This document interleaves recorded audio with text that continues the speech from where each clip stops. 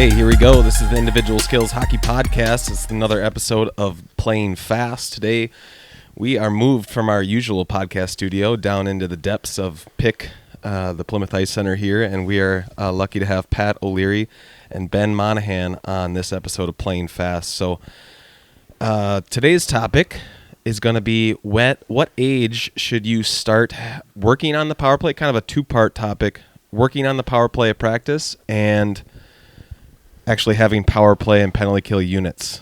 So let's just open it up right there. What are your initial thoughts on kind of what ages you should start that stuff? Well, I mean, I'm sitting next to greatness here to my left, so I'm never going to go first on these questions. So I'll let Mr. O'Leary go first, and then I'll either agree or disagree. Well, I mean, I think, putting an age on it, it's tough, but I think, teaching concepts of those skills can be taught at a really young age. But if you're going to start putting out, when you get a penalty or a power play in a game, let's say at squirt A, if you have a PP1, that's unfortunate. Just because in my opinion, the main reason is you're putting negative thoughts or positive thoughts into kids' heads about what it means to be on the power play or not be on the power play. And then basically, are you working on that in practice? An actual power play, which is not what you should be doing. So I think just being able to work on concepts is great. Creating 2-on-1s, net front presence, moving the puck quick, great things to work on with young kids. But having a set unit, what I say in age level, I guess Bantams maybe, but I don't know exactly what it would be. But definitely not Pee-wees or squirts.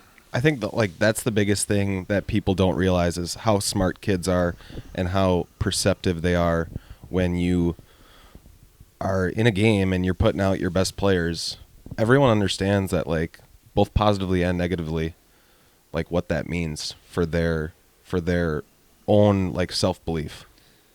Well, I think one thing I'll say before he moves on, just to kind of piggyback that, is so I am fortunate enough to coach a U10 team here at Wayzata as well, and it's been alarming for us as coaches to see how much our young girls count how long their shifts are, and are they starting in the game? And I don't know necessarily power play and penalty kill because they don't really understand that piece of the puzzle because there's not a lot of those at that age level, but they really look at how long they're on the ice for, how long the line before them is after them. Are they going out after a goal and stuff? And so it magnify that by a million when you start talking about, special teams. I don't know. I mean, I'm with Pat on this one that obviously those that are doing it at squirts, sorry to hear that for teams that do that, but I can guarantee you there are. For my experience of coaching at all levels, I can tell you Pee-wee AA is the year where it certainly starts quite a bit. And if you aren't doing it, every other team pretty much out there is for the most part. But that also says how much time are you practicing with it? And we never did a whole lot.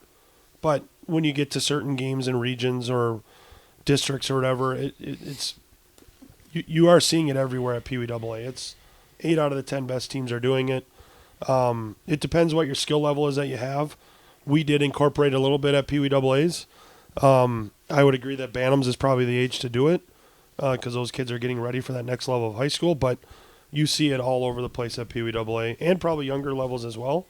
But it's introducing those concepts like Coach said, doing things in practice, small area games. You can certainly do those at a younger age.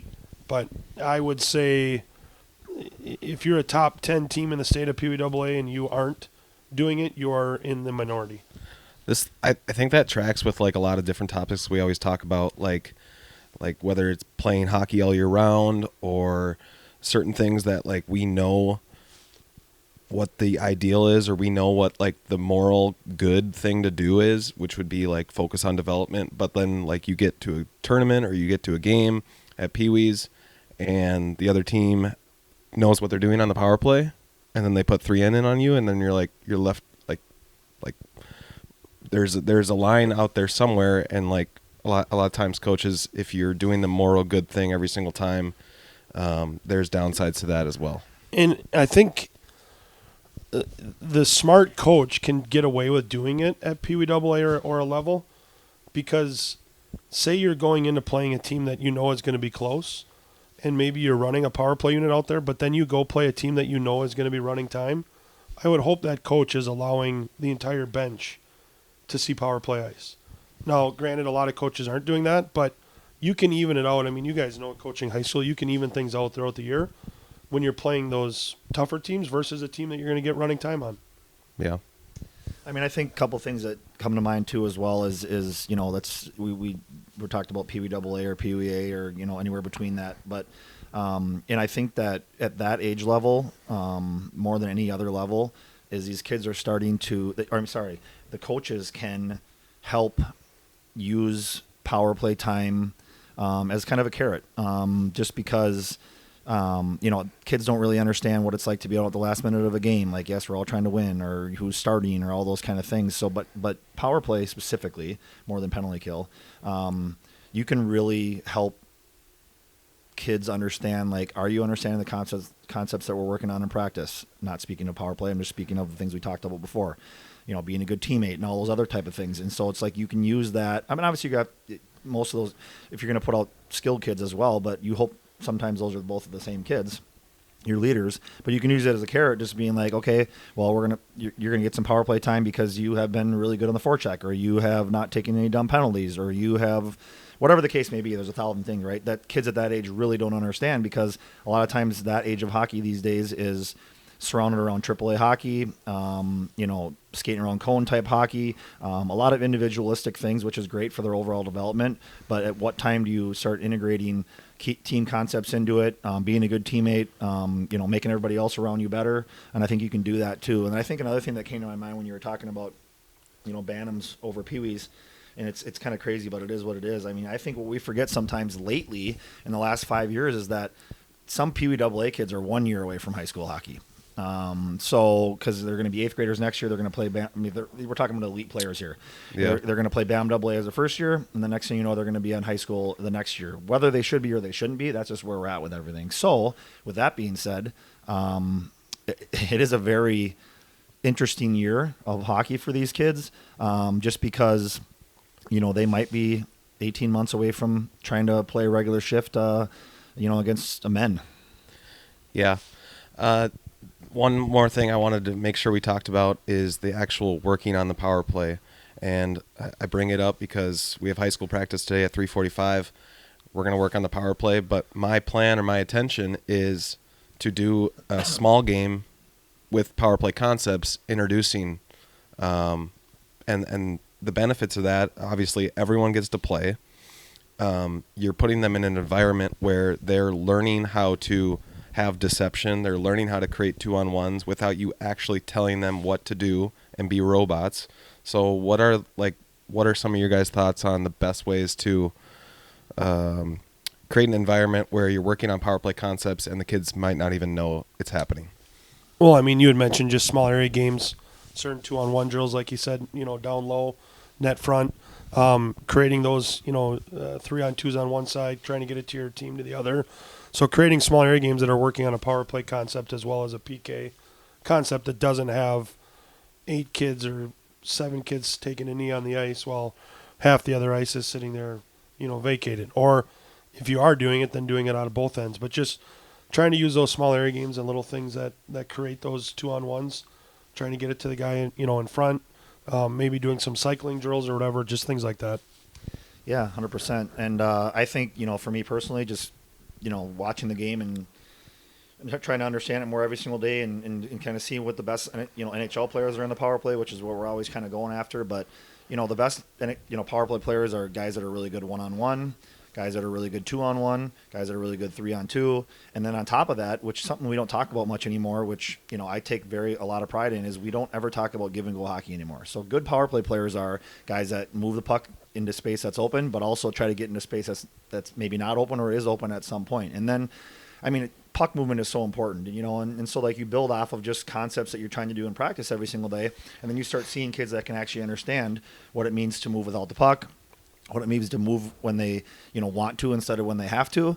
And then if you get to a high level of, let's just say high school hockey for that matter, when it starts getting serious, you got to get guys that can shoot off passes, and you got to get guys that can go to open areas and get, goals. So, how you develop it is like Ben said, is you got to continue to work on those skills that you're doing. And then I think on top of it, like he mentioned, doing it in both ends, we do a lot of that with our high school team. It just creates a lot of, inner compete, right? Like, I mean, you're not going to be like, okay, whoever scores the most goals gets to be on the first power play tomorrow. But it's like, if you have two good units, that's the way you can do it. I think another part about it that's kind of interesting is if your kids are doing both of them, right? Killing penalties and getting on the power play.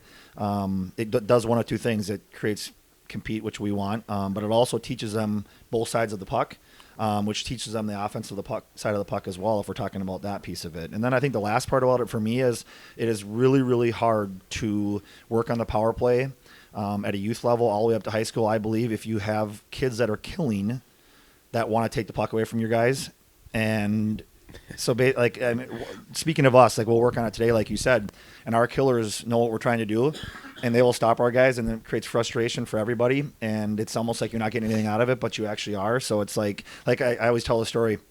When I was in college, I was blessed enough to be on the best, and I wasn't on it, but I was on a team that had the best power play in the nation, and I was a killer, scout team killer, and I took a lot of pride in setting them up for success. Now, maybe I made them look too good, but it actually worked in the game. But kids at this level don't understand that. Like, hey, we're trying to get our guys to score in practice so they feel confident. They're like, no, we're not. I'm trying to take the puck away from them, because I'm sick of hearing them score on me.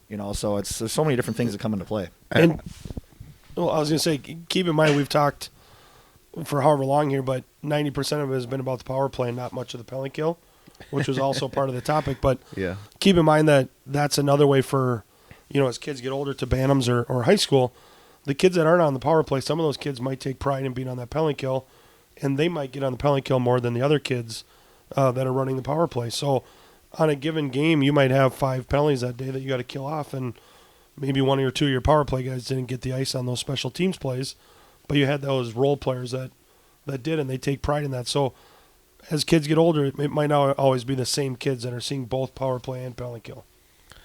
I want to add to, if you are trying to work on the power play at your practice, you can also incorporate power play skills into your skill drills. Pat already mentioned it. Shooting off the pass is a big one. Another big one is like how you're catching passes. Like, are you catching them in a shooting position so you're a threat to pass or shoot, and then adding a pass and then maybe a shot, or just simple line drills of like how you're handling the puck. Are you protecting it well? Are you, like I said, getting in a shooting position and then doing something else?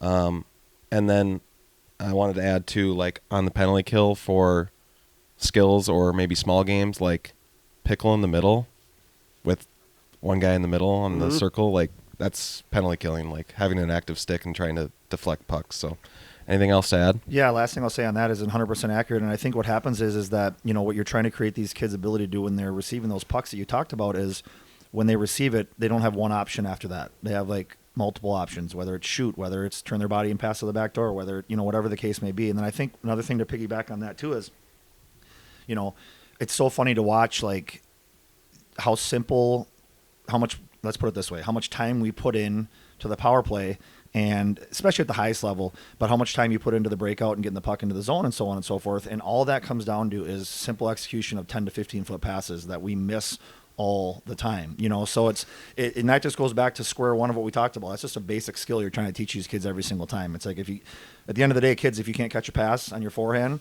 then you're probably not going to be in the power play at some point, and it's like, but that's how you show that you can do it. Like, you got to be able to get the puck in the zone, or, win a face off to get the puck on offense, creating space. So it's just little basic things of just, the regular great things you need to do to be as a player, or come back to the basic 5 skills of hockey, and you got to be able to have them.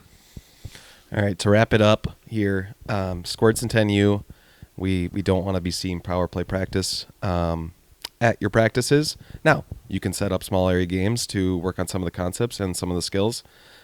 Pee Wee AA, 12UA, I think a little bit more acceptable, maybe towards the end of the season. And then finally, your top-level Bantam and 15U teams.